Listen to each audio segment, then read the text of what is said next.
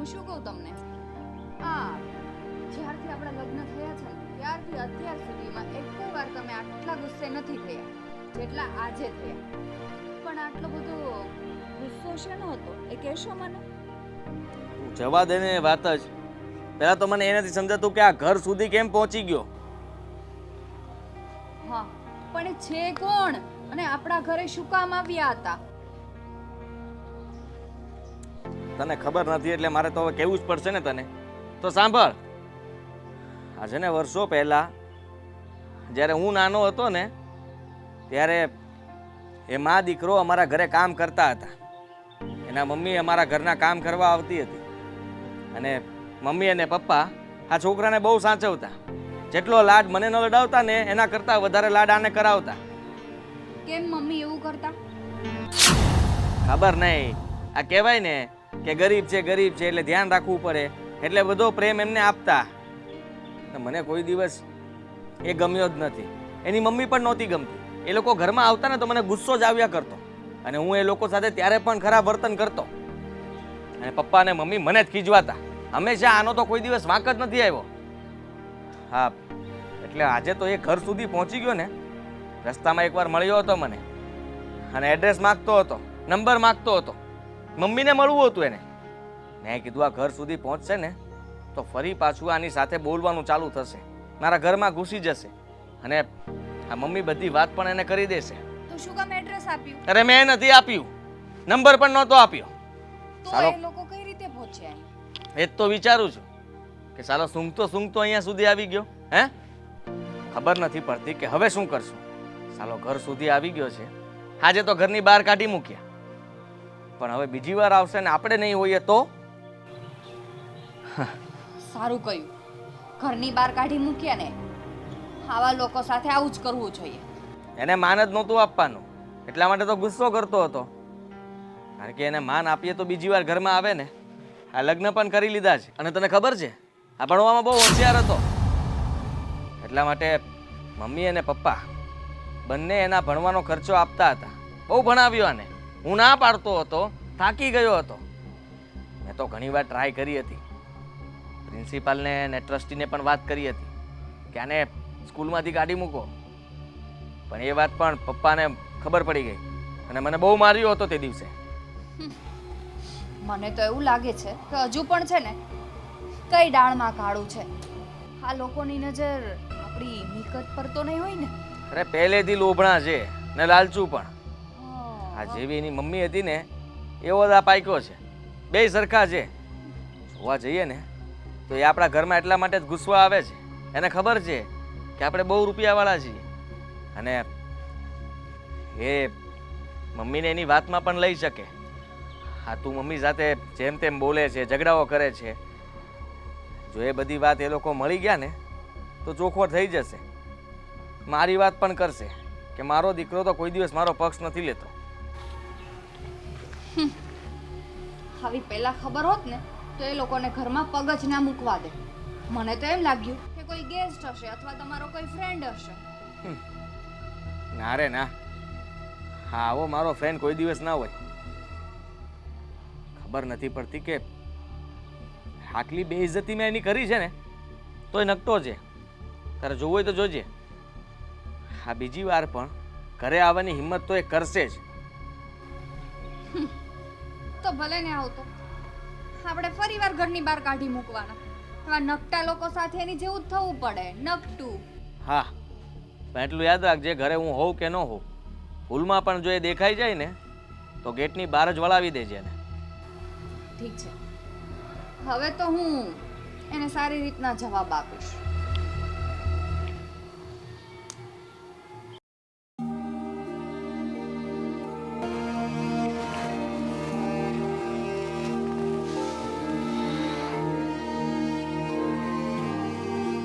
રોનક,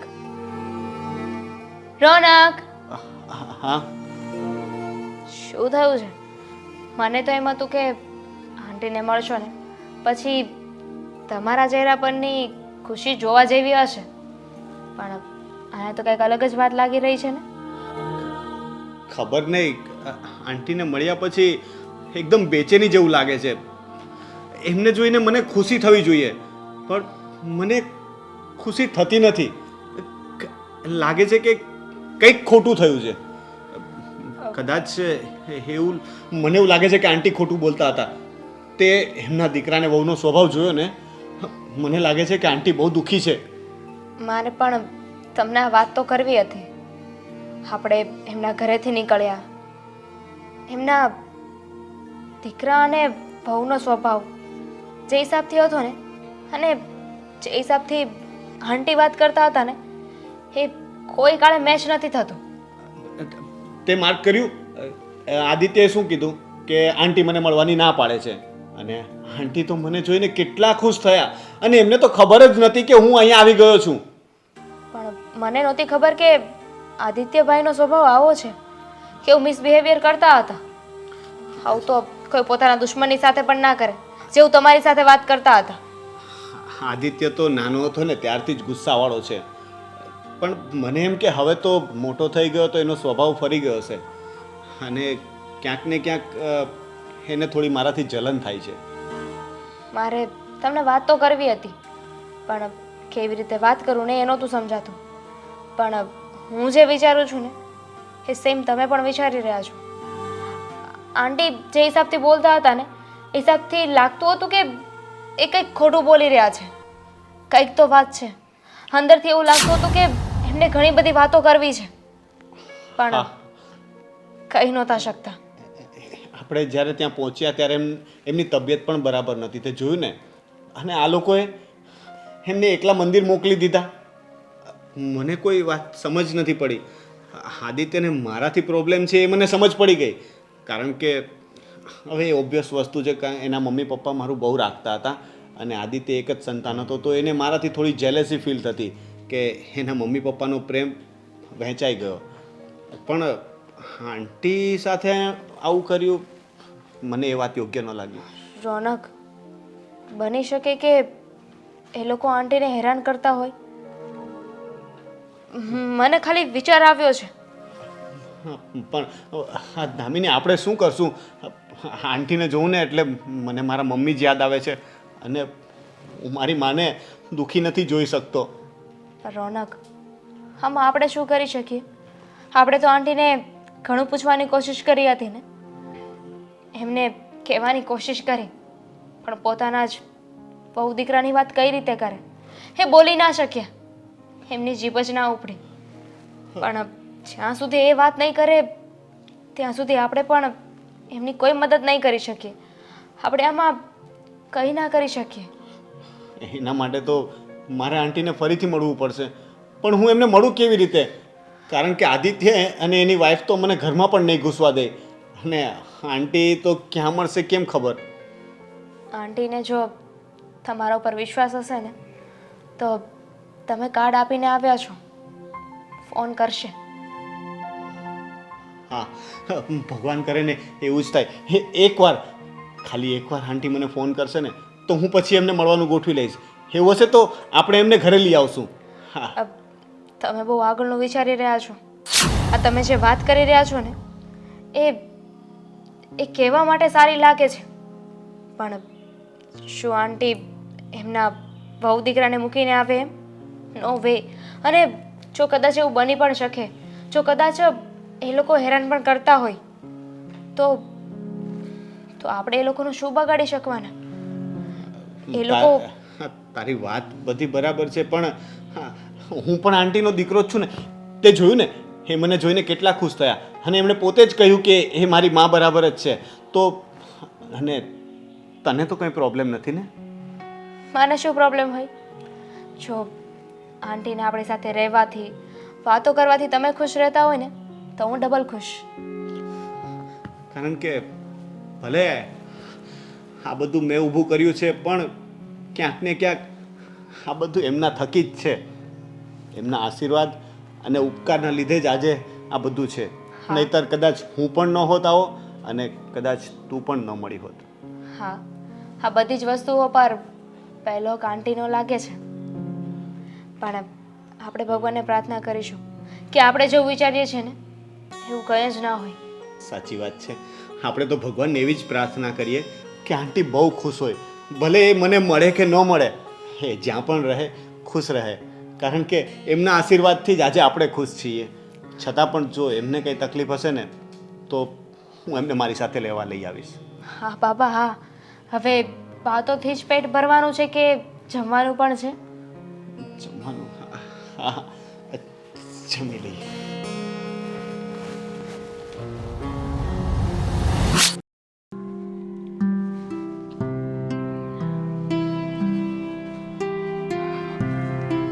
પગ દુખે છે? દરરોજનું છે ને બેટા એ તો. હા એ વાત પણ સાચી, પણ આપણે દુખતા બંધ કરી દેવા છે. કેમ આવું બોલે છે? હે? દવા છે તારી પાસે કઈ?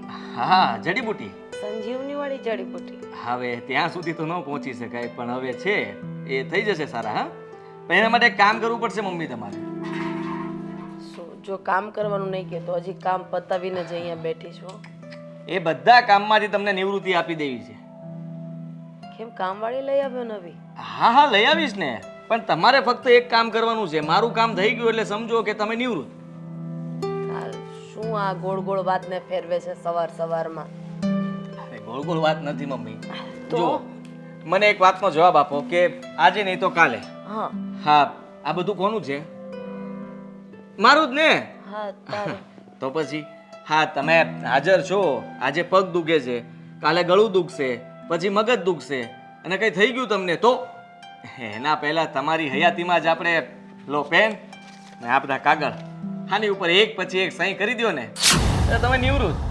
નિરાતે તમારે તમારા રૂમમાં બેસી રહેવાનું છે, બીજું કંઈ કામ નથી કરવાનું. બાકી બધું હું સંભાળી લઈશ. આ સિયાને પણ હું કહી દઈશ કે જેને મમ્મીને કોઈ કામ ચિંતી નહીં, સમજ્યા તમે? અને પછી તમારે કામ કરવાનું જ નથી. આ કામ બધા નોકરો કરશે, સિયાને કરવા હોય તો કરશે, તો બધું હું જોઈ લઈશ ને. તે વિચારી પણ કેવી રીતે લીધું હો? વિચારી પણ કેવી રીતે લીધું કે આ બધું હું એક જ ઝટકે તારા નામે કરી દઈશ? કેમ? ઘર, ઓફિસ, આ બધી વસ્તુ હું તારા નામે કરી દઈશ, જમીન ને એ બધું. અરે રામના નામ લે. જે ઘરમાં તારા પપ્પાના ગયા પછી મારી હાલત કામવાળી જેવી થઈ ગઈ હોય અને હું આ છેલ્લું મારી પાસે મરણ મૂડી ગણું તો મારું મકાન છે એ તને આપી દઉં. હવે વિચાર એ તને કેવી રીતે આવ્યો? લે, તમે તો ગુસ્સે થઈ ગયા. હા હા, પગ દુખતા હતા, હમણાં તો મોઢું ઢીલું પડેલું હતું, આ તો આંખના ડોળા બહાર નીકળી ગયા. નીકળે નીકળે, બધું થશે. તો મમ્મી, હું પણ તમારો જ દીકરો છું. હા, પ્રેમથી કહેતો હતો અને સમજાવતો હતો. નતર નતર તું શું કરી લઈશ? હા, કરી તો ઘણું બધું શકું છું, પણ માં છો ને એટલે તને કેમ મારે કહેવું કે હું તારી સાથે શું કરી શકું? હે? હા લે, કેમ? એટલે તું મને હવે તુકારો કરે છે? શું થઈ ગયું એમાં? થઈ શું ગયું? હા, નાનપણમાં પણ એકવાર તુકારો કર્યો હતો, યાદ છે ને? ત્યારે 2 લાફટ મારી હતી તમે મને.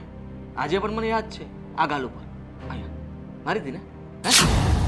હું કંઈ ભૂલતો નથી, બધું જ યાદ રાખું છું. હા, તમે અત્યાર સુધી મને ડફોળ સમજતા હતા, હા, બુદ્ધિ વગરનો સમજતા હતા, હોશિયાર નહોતા માનતા, પણ ખરેખર હું બહુ હોશિયાર છું, બહુ હોશિયાર છું. અને એટલે જ કહું છું, અમે પ્રેમથી સહી કરી દો ને. નથી કરી આપી સહી. અરે એક સાઈડ તું નાના મોટાની મર્યાદા ભૂલી રહ્યો છે અને તને શું લાગે છે? અરે તારે જે કરવું હોય ને કરી લે. હું નથી ડરતી તારાથી. હું આમાંથી એક ફૂટી કોડી પણ તને આપવા રાજી નથી કે તારી બાયડીને આપવા રાજી નથી. અરે તમારે લોકોને ગઢિયાની સેવા કરવી નથી પણ મિલકત જોઈએ છે.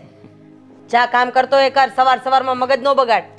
જોઈએ છે મિલકત, જોઈએ છે, અને સહી તો તમારે કરવી જ પડશે. ક્યારે કરશો?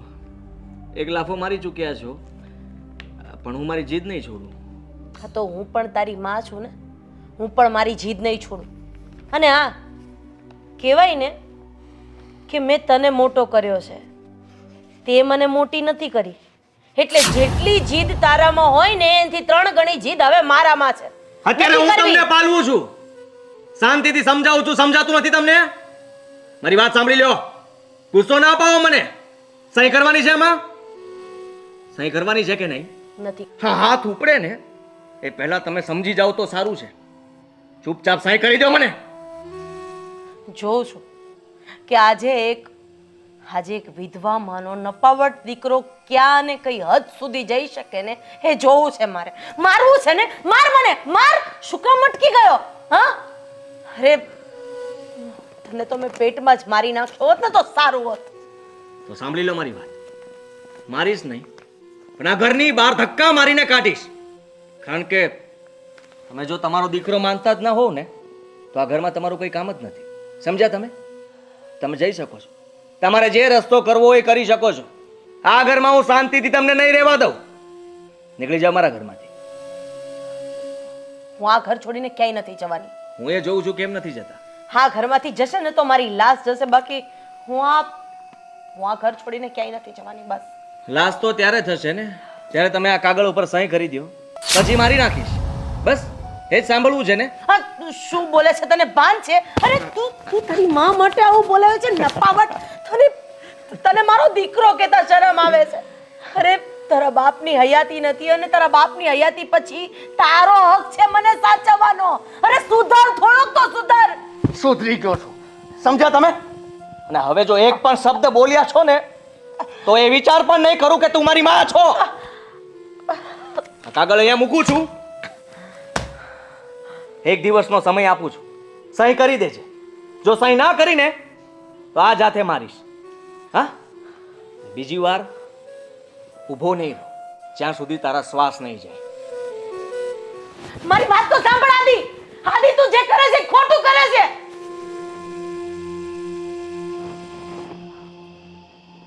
હેલો મિત્રો, જો તમને અમારો વિડીયો પસંદ આવ્યો હોય તો અમારી ચેનલને લાઈક કરો, શેર કરો અને સબસ્ક્રાઇબ કરો.